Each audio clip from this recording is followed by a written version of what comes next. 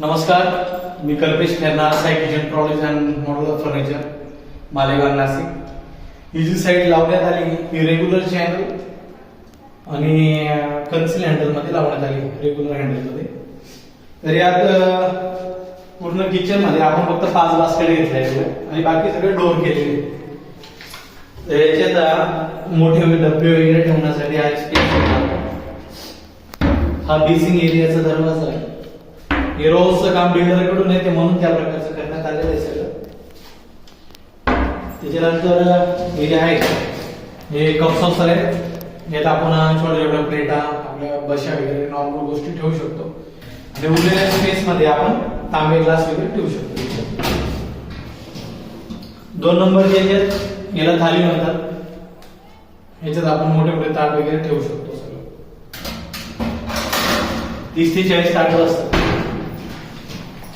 हे जे कटलरी म्हणतात याच्यात 4 कप्पे येतात. चाकू, चम्मच वगैरे सगळे.